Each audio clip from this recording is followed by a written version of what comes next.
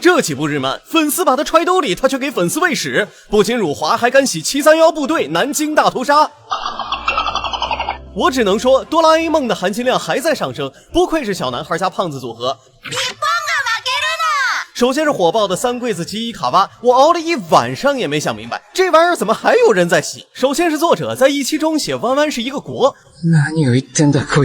这时就立马会有人跳出来洗，什么在日语中国是地区的意思。哎，不是哥们儿，这动漫在我国这么火，难道就不应该注意一下吗？这很明显就是雷区蹦迪啊！我看还是李梅烧烤吃少了。还有一些正常观众表示自己就是日语专业的，国只有国家的意思。一些粉丝还在洗，看看作者在推特上的发文，不正是在打这些人的脸吗？你以为这就完了？19年吉伊卡哇联动鬼子学院，1年后鬼子学院被爆出辱华，可吉伊卡哇的作者既吃不记打，23年继续联动，虽然只在小日子本地，但是这些就能被无视吗？第二部我的贵子学院，这部更是始终史，其中的259话有个进行人体试验的反派医生，名叫志贺丸太。先看这个志贺，当年的731部队就是用志贺菌属细菌在我国进行人体实验，而丸太通常是指被剥掉树皮的原木木料，731部队就是用这个词来形容人体实验受害者。这期漫画发布仅1天，评分就降到了 2.8， 但作者假装自己是瞎子，根本不回应，直到4天后才道歉。晚了，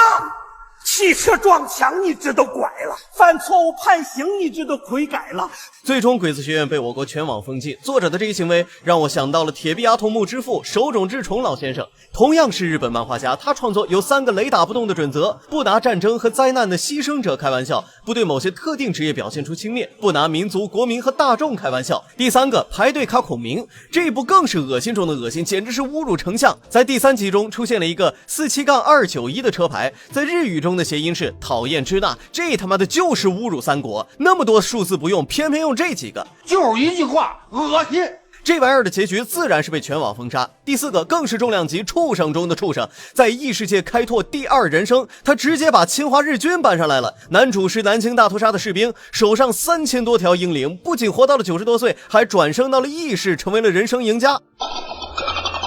而反观另一位老爷子本宫弘治，他的国家燃烧同样有南京大屠杀的内容，但都是真实求证的历史，还原战争的真相，只演南京大屠杀是最愚蠢的行为，结果被小日子右翼视为眼中钉，直接封杀。之后漫画爱好者们团结起来抗议右翼，2005年才再次恢复连载。有时候漫画家和漫画家的差距比人和猪的差距还要大。当然我们的荒木老贼三观还是很正的，就比如老东西的机场奇遇记。ちょっと待って。